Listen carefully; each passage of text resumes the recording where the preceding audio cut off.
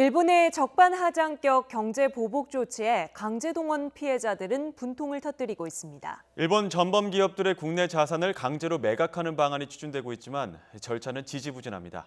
강희경 기자가 보도합니다.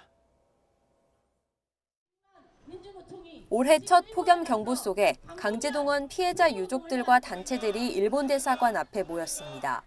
일본의 노골적인 경제 보복에 가장 분통을 터뜨리는 이들은 강제동원 피해자들. 거리로 나선 유족들과 시민단체들은 일본 정부가 해야 할 일은 보복이 아닌 진정한 사과라며 강력히 규탄했습니다. 모든 강제동원 피해자들의 권리가 담겨 있는 문제이기 때문에 경제보복, 그것이 아마 부메랑이 돼서 다시 일본으로 돌아갈 것입니다. 일본 정부가 비난을 무릅쓰고 무리한 보복에 나선 것은 피해자 측이 전범 기업들의 국내 자산에 대해 현금화 조치에 들어간 것과 무관치 않습니다. 하지만 일본의 때이른 행동과 달리 실제 배상을 받기까지는 첩첩산중입니다.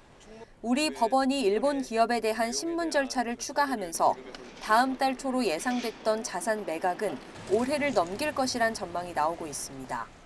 매각 결정이 나더라도 매각 명령서가 일본에 송달돼야 집행할 수 있는데 이 과정에서도 2달 정도가 필요합니다. 불복하면 항고, 재항고심도 거쳐야 하고 경매까지 갈 경우 그만큼 현금화에 시간이 더 걸립니다.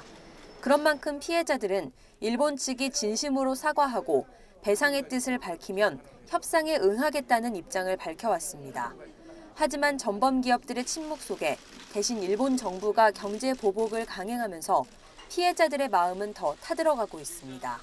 얼마 전에 일본 정부가 보복 조치까지 한다라는 이야기를 들으시고 걱정이 되셔서 광주에 살고 계시는데 광주에서 서울까지 저희를 만나러 오셨습니다. 본인 때문에 다른 사람들이, 한국의 여러 사람들이 피해를 보는 게 아닌지 정말 걱정이다. 피해자와 유족들은 일본 기업 외에도 보복 조치에 나선 일본 정부에 대해 직접 소송에 나서는 방안도 검토하고 있습니다. 출구 없는 한일 양국 갈등이 확산하면서 70년 넘게 기다린 피해자들의 고통도 계속되고 있습니다. YTN 강희경입니다.